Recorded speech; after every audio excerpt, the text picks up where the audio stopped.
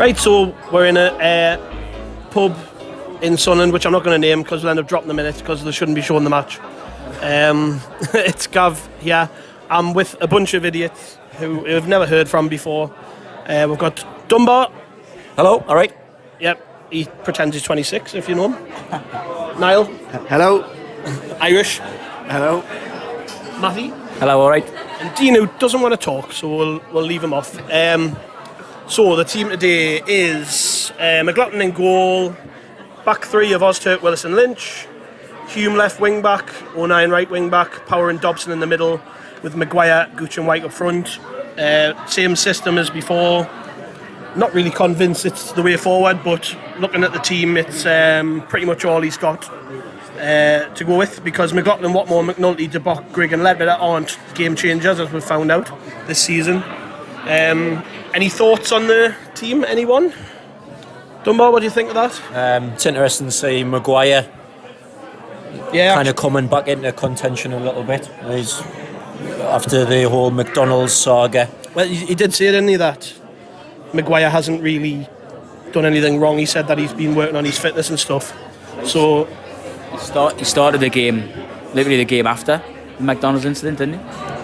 Yeah. I mean, he made a difference when he came on for me the other day. Him and McNulty. I was surprised to see McNulty's not started, but he doesn't really seem to fancy him.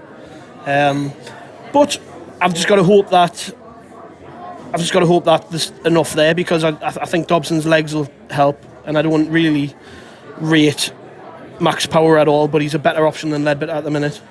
In a way, with everything that's been going off the field, I think the results actually completely by the by.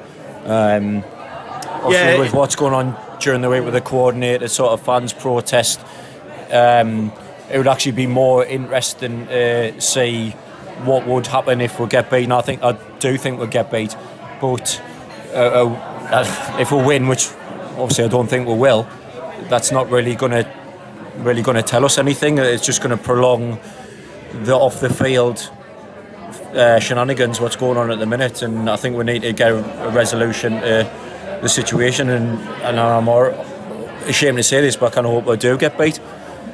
Yeah, I get that feeling, because it sort of feels like we're not going to see any change if he starts winning games, then it's just going to, you know what Donald's like, he's very reactive, and he clearly doesn't want rid of Parkinson. He's waiting for something to change, and it feels I generally don't think it matters what players you put on that pitch, as long as you're playing that formation. We're going to get absolutely nowhere. It's very negative, alright. Yeah. I would say, Niall? It's very negative playing 5 at the back. Is it 5 at the back? Yeah, well, yeah, basically. To be honest with you, on paper, it might say it's 5 at the back, but we've found that the playing with 2 whole midfielders. You're playing with more or less 7, yeah. When we do have the ball, the midfield doesn't join in the attack anywhere, so the ball comes straight back every time. Charlie White doesn't hold it up enough, and the ball doesn't stick with him. And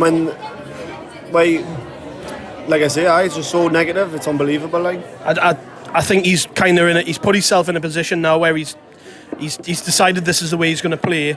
I mean, if we do stick with Parkinson and he's going to get January, I'm kind of guessing we're signing players who are going to fit this system. So probably a centre half, a right wing back, maybe another centre mid, and a striker. But I just don't.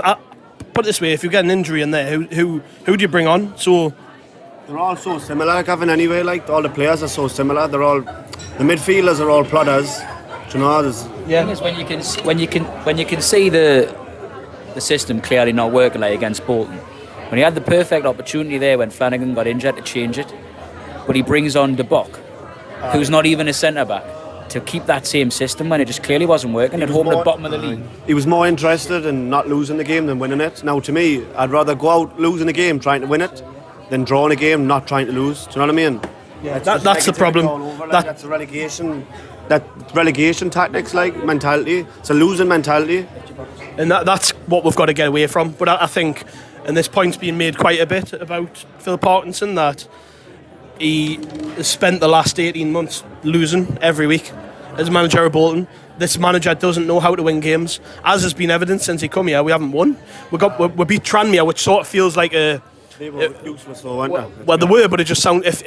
Thinking of that game in isolation, it just feels like. Look at the way we played in that game. You had players getting in the box. You had created plenty of chances. It was flowing football. I honestly, New manager bounce. I honestly just think it was the shackles coming off. The kind of the manager's come in, didn't really know the players, hasn't got a system in mind, just threw them out there, and it worked for that one game. Where it's just got worse and worse ever since. And Gav, like, it's all well and good about the formation and the players, right? The tactics, whatever, right? But we're not doing the basics. We're not doing the passing and moving. We're not doing anything. If you watch the opposition, right, they might not have the quality, but they're doing the basics and they're running rings around us. yeah, well, that's it. We don't have enough. We don't have enough pace. We don't have enough power. And as I think what we saw the other day is that when they get the ball, they're looking for a safe option every time. So you've got. I made the point to you, didn't I? The Blackpool game where we had the ball and you look. I think it was one of the centre backs had the ball and you look. And literally nobody was moving ahead of him. Nobody wanted it. Everyone was hiding. Like, do you know, Granty gets a bit of stick, all right. But if I was at the game on Boxing Day and I was watching power, like when we're building attack, right? If we're playing two holding midfielders, right? When one of them has the ball, the other one has to go to join in the attack. Otherwise, it's not going to work. Otherwise, like I say, you're playing 7 at the back, right? That formation becomes useless. But if you watch power there, he doesn't join in the attack. He's quite handy, just pointing at somebody else and hiding, like. And I just can't be dealing with cowardness, like.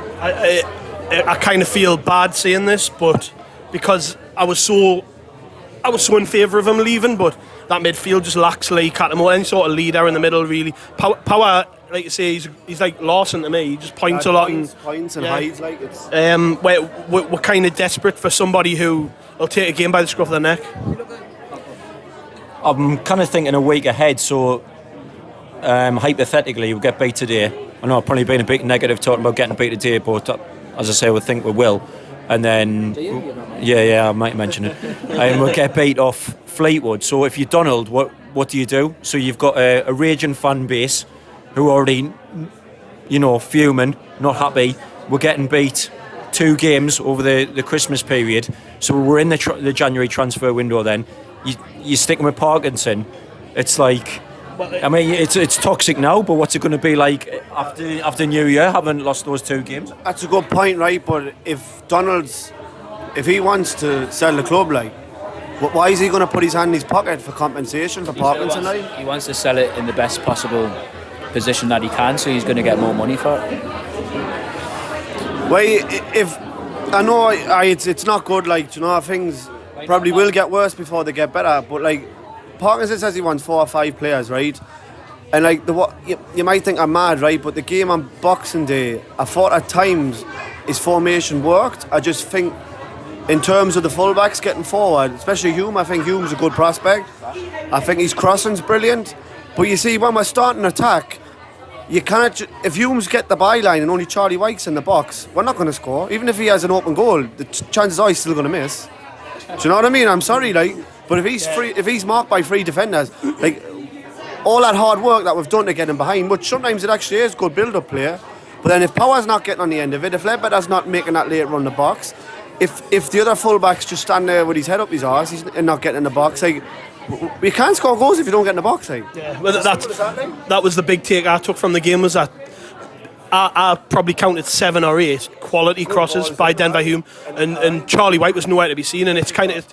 7 defensive players on the pitch. Yeah, well, and I don't think Charlie Wyke's a target man. I think he might be big, but I mean, how many headers did he win against Liam Bridcut? Bridcut, like 5'5", half his size, and we made a joke about when Shawnee Wright was out dropping Darren Murphy.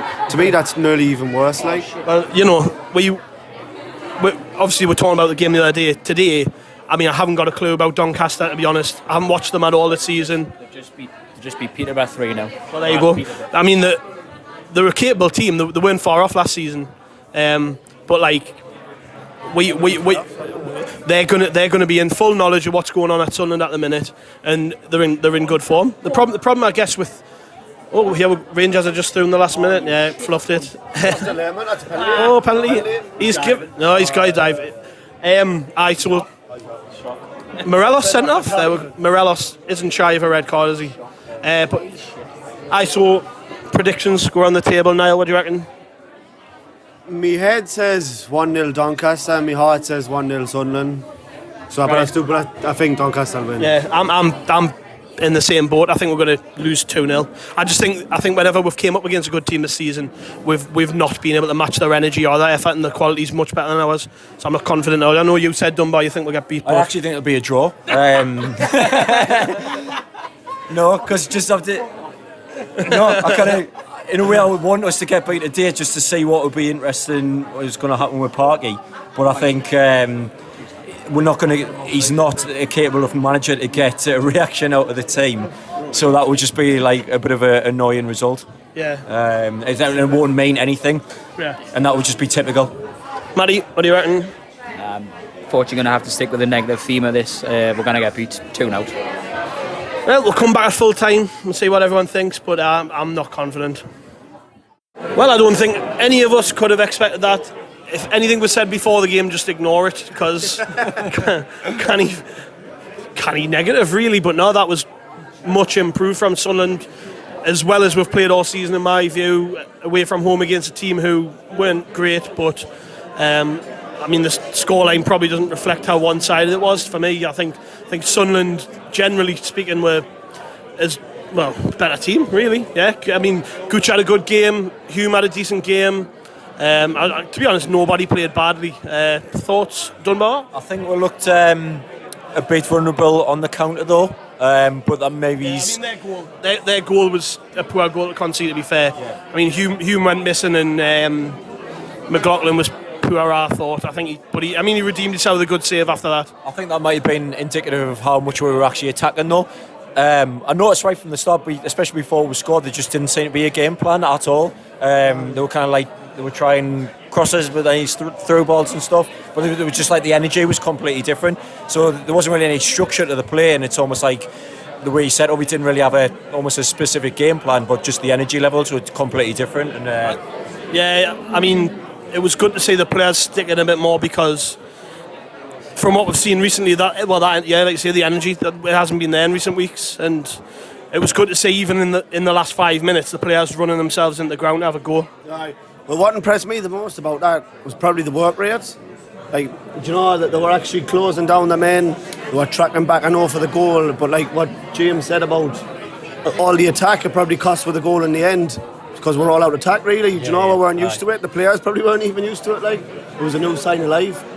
But what impressed me was the work rate. They looked like a team. I'm not saying that it was brilliant, like, but it was a million times better than what we're used to. Really got at them right from the kick-off, which has been something that we've been massively lacking under Parkinson. You know, we've kind of dilly-dallied and was almost sat back right from the start, but it was just like watching a completely different team. I thought Wyke's performance was interesting. It's almost kind of like he kind of told them that he wasn't really going to be almost a goal scorer. He was just going to support the team and bring the midfielders into the attack. And we were kind of playing a system where we weren't really trying to feed Charlie Wyke. He was just, being that kind of lone centre forward, and we're going to try and rely on getting goals from midfield. And that actually quite seemed to work, because it really brought people like Lyndon Gooch into the game. How much of a difference do you think Gooch made today? I thought Gooch was brilliant. His tenacity is something that we've been missing since he's been out. He's closing down, he's harrying the players, he's looking to want to get on the ball. When he gets it, he's looking to want to take players on. It's quality as well, though. I mean, the way just that little step over in the shot on his wrong foot. It's what frustrates the life out of me with Watmore, to be honest, because Watmore on the game on Boxing Day, he just doesn't have a trick. He runs into he runs down blind alleys. Whereas with Gooch, you can do the little step over and the shot inside. It doesn't always work. Thankfully, it did today. For our second goal, Hume will get the plaudits. Obviously, Maguire will get the plaudits for finishing it. But it's all about Lyndon Gooch, that goal.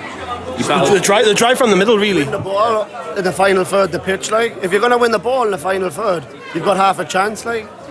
Do you know what was interesting when Watmore came on? It's almost like they had a specific game plan of how they're going to handle him that they didn't really have with Gooch. They afforded him a lot more space, but as soon as Watmore came on, it seemed like they were having like 3 men on him all the time. So maybe they thought he was going to start, and they've been maybe training against him. It was, for me, I was quite disappointed with Doncaster, but I was last season as well. We played them last season, and all the talk going into the game was how good Doncaster were, and we beat them 2-0 really comfortably at the Stadium of Light. Yeah. And that was pretty much the same. That didn't look like a team who were going to threaten the playoffs. But no. They're just above us. I don't know if they still are. Was it Marquis that they had last year? Yeah, I mean, Doncaster, yeah. and they lost Malik Wilkes as well. They've lost a couple of good players. When you looked at Doncaster last year, they set up their whole system to kind of feed into Marquis. Obviously, they lost him. Where it's kind of almost mirrored what Sunderland were like. They were kind of playing out a lot more from midfield, trying to bring the midfielders in the game, but it didn't really work for them because I think we closed down really well. We had a lot of the ball throughout the game, which is again something that's been unusual under Parkinson. Didn't get us wrong, I'm happy that we've won the game, but at the same time that's going to afford him a few more games, isn't it? Like, he's not going to get sacked now, is he? To be honest, I don't think he was going to get sacked anyways. I just feel as though if he was going to get sacked, it was going to happen a long time ago. And the transfer window coming around, he's been quite lucky in a sense, because they were always going to give him a bit more time to try and change the team at least. But I mean, with that in mind, knowing he wasn't going to get sacked, it's obviously a good. I know you said before the game that you wouldn't mind us getting beat, but it's like, I mean, he's not going anywhere. And, you know, that performance there dispels the rumour or the myth, if you want to call it, that the players aren't playing for him. Because if you watch that performance, it looks like they clearly are. It felt like a response, didn't it? Really, it felt like a response to all the criticism, which is exactly what the fans have been looking for. I mean, let's get one thing straight. Really, people are only giving criticism out about the club, the way it's been run, the players, the manager, because it's not been good enough on the pitch and off the pitch. But in particular on the pitch, I mean, where has that energy and desire been? I know, but there wasn't really. Was there a plan to play? Was there a system? It's almost like the players were so sick and fed up. We're playing kind of like negative football under Parkinson. They almost like threw the shackles off themselves, and they just decided basically not to give a fuck anymore.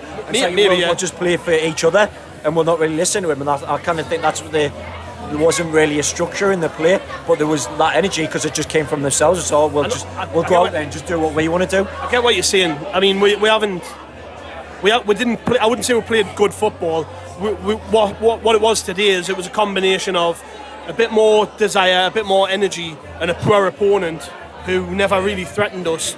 It meant that when we were going in for the second balls, we were coming off better. Whereas in the recent weeks, we haven't had the desire to win those second balls, and the other teams we're playing have known that going into the game, Sunderland aren't in great form, and it suited them the way the game. But today, it really suited us. I thought it was quite an open game, and it suited us. And I mean, like I say, like Matty said before, Gooch, when he's on his day, running at teams like that, it just pushes everyone 10 yards up the pitch. I mean, that's what I want to see from a centre midfield. That's one thing today. Me gripe today, if I was going to have a big one, don't think the centre midfield has played particularly well. I think Dobson and Power, again, were a little bit sloppy with their passing, gave away too many fouls. But look, it's a win. Like, nobody, at the end of the day, right, all we want to see is the team do well. We want to see the players put a shift in. We want to win games. And the 4,000 fans that went down there today, I mean, look at the celebrations with the second goal. It's how much do you think that means for the fans, really? Do you know, it's mad, like, because when you go to a game and you see the players actually putting it all out there, like, you can get behind, like, even if the quality's not there, but as long as they're putting in a shift, right, you can get behind that, like. But the most frustrating thing, what I was saying before, is like, where did that come from? Like, that's all about effort, really, to me, Gav. Like, that to me, like, that we could easily be higher up the league on pure effort, not even quality. Do you know what I'm saying? That is League One, though, isn't it? I mean, that's why Wickham are doing so well, because Wickham are a League Two team last season who got promoted, finished lower mid-table. This year, I mean, they all love the manager. They've all been there a few years. It's like it's a lot of League One isn't about good tactics. It's about working hard, having a plan or a style of play you stick to, not necessarily good football, and having a manager who gets the best out of every player. In a sense, the scoreline probably flattered Doncaster a little bit because we could easily have won 4-1, and maybe the scoreline was better balls at the end of the game, and they had the chance for more break and better balls from Maguire. Sticks them couple in. The one that sticks out to me is Charlie White's miss when the ball comes across the box. Just put your left foot on it, you know what I mean? If I'm honest with you, right, there's potential there with how we're playing, but I think like if a big strong lad up front who's a half decent finisher would make a huge difference to this team. Like if White scores that, if you ask me, we win that 3 or 4-1. Yeah, I Do you mean, know what I mean? what I did like about White's performance today is he put himself about, which he hasn't. Yeah. I mean, a lad that size should be able to bully defenders more often than not.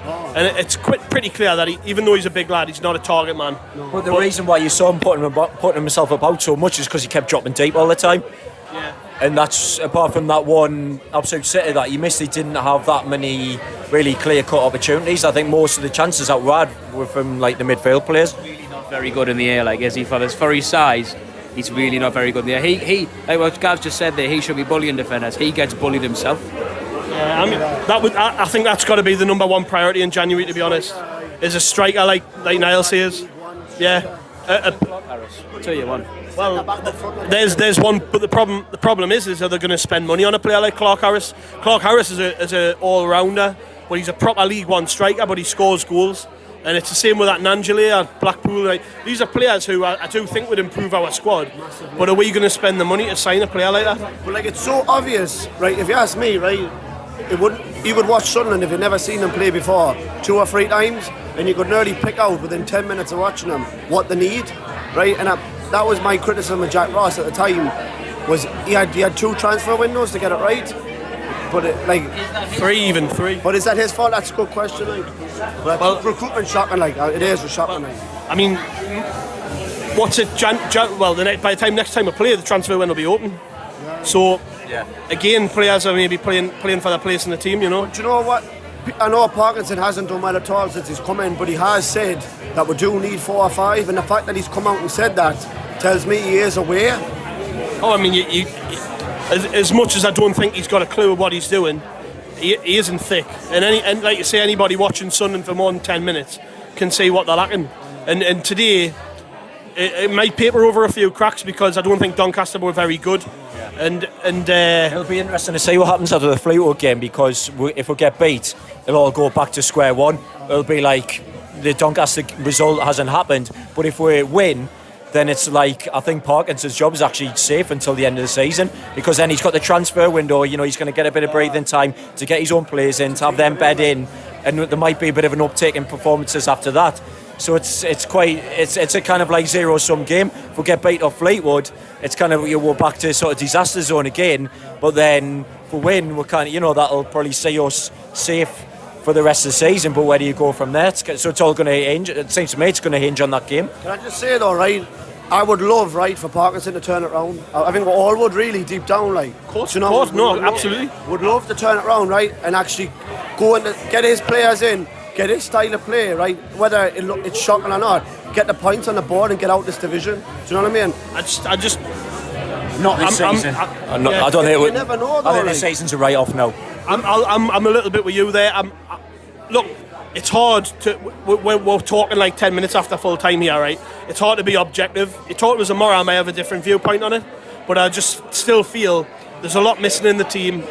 There's a lot going on around the club which needs to be resolved before we can actually see what Sunderland's going to look like properly under Parkinson. And for me, it was a month ago when he should have lost his job. He's still here, and the problem is that we now know that he is going to go into the January transfer window as our manager, and regardless of what happens in January, I think he's here for the foreseeable. I mean, it is what it is, and I don't like to be. Oh, Liverpool have scored. I don't like to be too negative about it, because at the end of the day, we've won. We've got 3 good points there to put us up to, I think, 12th in the table. About 5 or 6 points outside the playoffs. We aren't a kick in the arse away, but like you said before, lose against Fleetwood, it's back to square one, and it's a case of we can't view each result in isolation. We have to look at this objectively and say, like, what's going to happen over the next 2 or 3 or 4 games? What do we think is going to happen? I mean, can I just make a quick point? I mean, I said whilst the game was going that I was going to mention him, but Jordan, like we mentioned the recruitment policy before, I think one thing we have got right is the signing of Jordan Willis. I think without him, I think we could be in an even worse position. I just think he's absolutely brilliant. I don't think he's perfect, but I think the problem is he's being played alongside defenders of inferior quality, and it's kind of like Lynch is all right. Ozturk is below par. We really need another centre half. If we're playing 3 at the back, we might even need 2, which is it might sound a bit mad, but like I think I think, well, saying that, right, and I don't mean to be like, oh, because we've won, like, since Parkinson come in, the defensive record hasn't been horrendous, right? We haven't won enough games, but generally speaking, we haven't conceded as many goals as we were. But I still think that that's a lot to do with the way he's just basically had the team sitting back, playing 7 and 8 players in defence, effectively. You know, today it worked, because when the long balls were going forward, it seemed to be pinging off White, and it seemed to be dropping to us, the second balls. You know, do you know who we didn't miss today at all? McGeady. Because I think as a whole, the link-up play on that left wing was better, with the sort of the little triangles that we were playing, was better than the kind of quality that McGeady would provide just for himself. Because sometimes McGeady, when he gets the ball, you know, I think he always tries to beat one too many men. He slows the game down, but we really kept the tempo like quite high on that left wing, and it was just like protection as well, didn't he? Well, I was just about to say that the reason that we didn't miss him is because probably Sunderland's 2 best players today were on the left. It was Gooch and Hume for me, who, I mean, well, particularly when you think about the goals were scored, Gooch gets that goal out of nothing. It's a quick thinking by Maguire, plays it short to him, he does a little step over onto his left foot. We've seen him do that 3 or 4 times over the last few years. He's got that in his locker. But Denver Hume for the winner was outstanding for me. The ball, I mean, he's the one player since Parkinson come in who I think's improved tenfold. His delivery from out wide is outstanding. I said it before the game. Obviously, people will be listening to what was said before the game first, and they'll have heard us talk about Hume. And I think that was a big difference today. And if we could just bring in some players on the right hand side of the pitch who can do exactly what he can do, a fullback who gets forward like Hume does, then we are gonna score more goals. It's obvious, but there's a lot of problems still with this team, and I'm just hoping that it doesn't paper over any cracks. It doesn't start making them think, oh, we might actually have enough here. We don't need as many players. For me, we still need 5 players at least. I think the Doncaster performance will be very much different from what we expect from Fleetwood, and now they'll be right up for it. He's just going back to Lyndon Gooch. It's almost like he was performing the job of 2 players, because he kind of unlocked Hume's energy, but he was really our only kind of creativity in the centre of the park. So he was kind of doing the left wing and the central midfield at the same time. He was all over the attack, really, to be honest. I mean, the goal came from the right-hand side of the pitch that he scored, the free kick. And then, obviously, his link-up just generally was outstanding today, I thought. The problem is with Lyndon Gooch is that he's quite often, well, under Ross anyways, when he played on the right wing, it was like he'd almost been told, this is your job, stick to it. Where I think a player like Gooch, he's too erratic and he's not perfect enough, if that makes sense, to be told to stick to one job. If I'm his manager, I'm saying to him, you go searching for the ball, graft your nuts off, like run yourself into the ground to win it back for us like you always do. But when you have the ball and you have time and space, just do what you want. A bit like McGeady was allowed, apart from Gooch has got the graft McGeady didn't have. Maybe not as much quality, but he's got the graft. And at this level, those players make a hell of a difference. And I just think, if we can bring in a striker, bring in a right wing back, bring in a centre half or 2, and we definitely need a centre midfield player to challenge. Put it this way, if you're saying you're bringing in a right wing back, then that means you're moving Luke O'Nien into centre midfield. So do you still need another centre mid? Yeah, we do, because I think we do as well. I'm just asking. The reason I think we do is because I think O'Nien isn't the type of midfielder we need. I think we need a big unit. We need somebody who makes late runs into the box, who isn't scared to shoot. Basically, the player that shithouse as well. Yeah, well, the player that Max Power should be, really. I mean, that's a stickler for me, and it has been for a while. Is that Max Power is clearly a decent player. He's been promoted out the league twice, but his all-round game isn't good enough. And I know, to be honest, neither is Dobson's. Dobson's been really unimpressive recently, and we're just lacking in that area. I mean, having said we need 2 midfielders, Ethan Robson will probably come back, who is tall, can take set pieces, rangy player, gets forward. Problem is he doesn't have a lot of experience, but I mean, I don't know, what do people think about him? Well, as you said it yourself, you graft at this level, get you far. I think he's definitely got the ability. Well, like if you win the second ball, right?